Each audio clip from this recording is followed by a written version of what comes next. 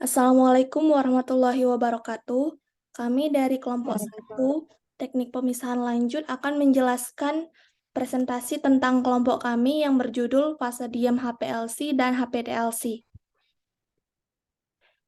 Di mana anggota kelompok kami yang pertama yaitu Intan Friaugrina Rizky, yang kedua ada Suci Lestari, dan yang ketiga ada saya sendiri Putri Leona Pasai.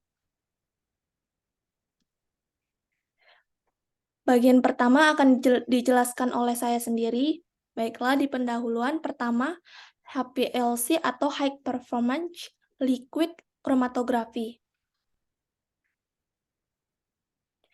HPLC atau kromatografi cair kinerja tinggi merupakan salah satu teknik kromatografi untuk zat cair yang biasanya disertai dengan tekanan tinggi.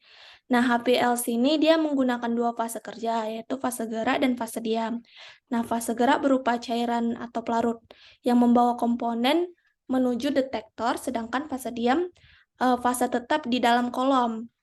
Nah, prinsip HPLC ini pemisahan komponen analitik berdasarkan kepolarannya. Jadi, setiap campuran yang keluar akan terdeteksi dengan detektor dan direkam dalam bentuk kromatogram.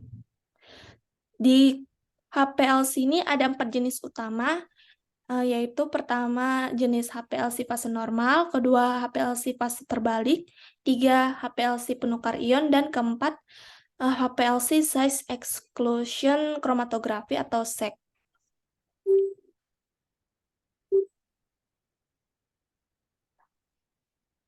Jadi ini merupakan contoh gambar dari HPLC.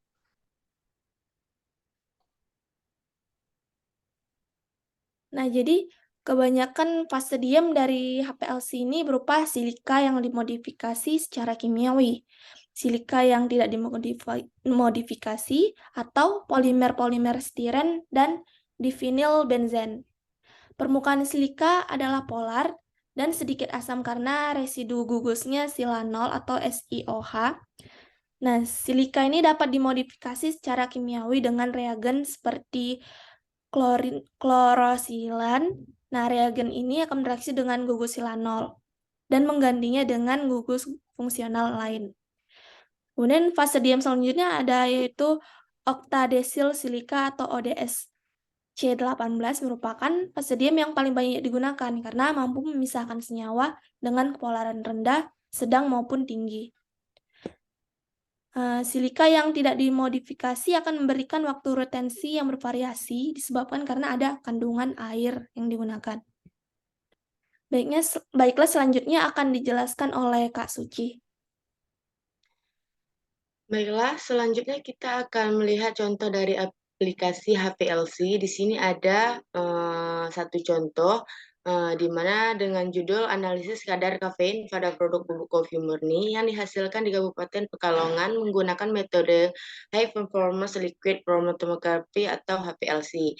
Nah, di sini dapat kita lihat atau baca contoh dari aplikasi HPLC ini. Next.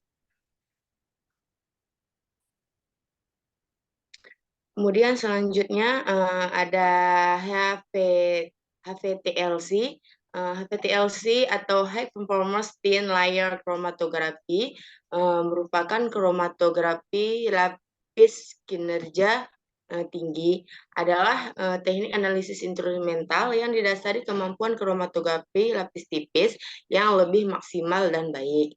Metode kromatografi lapis tipis kinerja tinggi ini memiliki kemampuan reliability, durability, simplicity atau kecepatannya sangat ekonomis karena hanya membutuhkan bahan dan pelarut dalam jumlah minim, serta waktu analisisnya yang cukup cepat. Pada KLTKT ini, metode pemisahannya jauh lebih baik dibandingkan dengan KLT, karena KLTKT dapat melakukan pemisahan dengan lebih efisien, karena lempeng pada KLTKT memiliki ukuran partikel yang lebih kecil. Waktu yang dibutuhkan untuk pengembangan lempeng tersebut lebih singkat dan tidak membutuhkan banyak fase gerak karena ukuran lempeng pada KLTKT yang lebih kecil yaitu 10 kali 10 atau 10 kali 20 cm sehingga hanya diperlukan pengembangan selama 7-20 menit yang membuat metode KLTKT ini menjadi metode yang efisien dalam pelaksanaannya. Baik, selanjutnya saya akan menjelaskan fase diam HPTLC, di mana pada HPTLC fase diam hanya menggunakan silika gel dan tidak menggunakan fase diam lainnya sebagaimana dalam KLT konvensional. Dalam sistem KLT-KT, fase diam yang biasa digunakan adalah uncoated silika gel. Fase diam lain selain silika gel adalah aluminium oksida, kieselguhr, magnesium oksida, dan magnesium silika. Juga merupakan fase diam yang sering digunakan dalam KLT. Kemudian pada KLT juga fase diam digunakan berukuran sangat halus serta memiliki body seragam serta ketebalan lapisannya hanya 0,1 mm. Ukuran partikel khusus fase diam pada KLT-KT juga lebih kecil dan juga lebih tipis. Sampel yang digunakan untuk penotolan hanya sedikit. Bercak penotolannya berdiameter antara 0,1 hingga 0,5, sehingga dengan lempeng 10 kali 10 saja sudah dapat melakukan analisis. Pada KLT-KT, resolusi pemisahan sudah dapat terlihat jelas pada jarak pengembangan sampel antara 3-6 cm yang menunjukkan pemisahan yang lebih cepat, mengurangi zona difusi, efisiensi pemisahan yang lebih baik, batas deteksi yang lebih kecil, dan dapat menotolkan banyak sampel dalam satu lempeng. Next. Selanjutnya yang terakhir adalah kesimpulan. Di mana kesimpulan yang pertama adalah HPLC atau kromatografi cair kinerja tinggi merupakan salah satu teknik kromatografi untuk zat cair yang biasanya disertai dengan tekanan tinggi, sedangkan HPTLC adalah teknik analisis instrumental yang didasari kemampuan kromatografi lapis tipis yang lebih maksimal dan baik. Kemudian, fase diam pada HPLC berupa silika yang dimodifikasi secara kimiawi, silika yang tidak dimodifikasi atau polimer-polimer stiren dan divinil benzen. Dan yang terakhir adalah fase diam HPTLC hanya menggunakan silika gel. Baik, selanjutnya saya kembalikan ke moderator. Baiklah, sekian dari presentasi kelompok kami. Jika ada pertanyaan bisa dikirimkan kepada kami. Saya selaku moderator mengakhiri presentasi ini. Terima kasih atas perhatiannya. Wassalamualaikum warahmatullahi wabarakatuh. Waalaikumsalam.